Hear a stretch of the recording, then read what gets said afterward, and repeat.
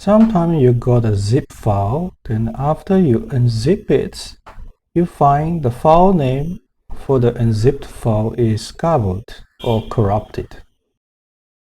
The problem is the zip creator's computer probably is an old Windows having a very different language than yours.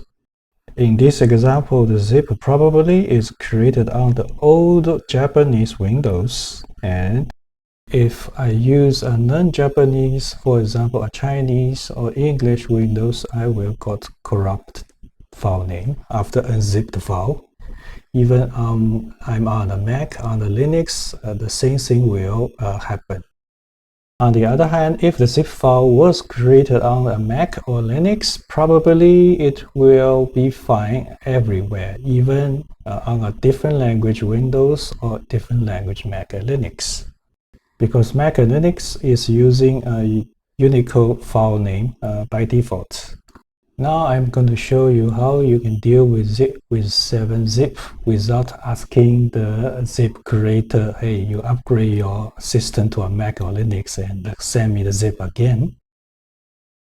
After you install your 7-zip, try to find where is the location of your 7-zip executable. In my case, it's in the program file 7-zip, and you will find this 7zip.exe file. This is the file we want. And click this address bar and copy the current path.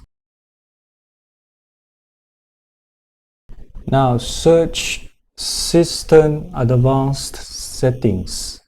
You will see Views, Advanced System Settings, and there is a thing called the Environment Variables. So in the System Variables, there is a path variable. So if you never add this path, you can click this New and add your path of the 7-zip here and click OK.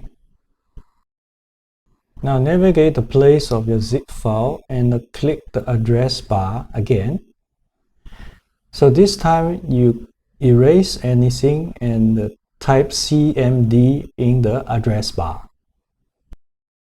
Now type the command 7z space x space and followed by the file name which you want to extract.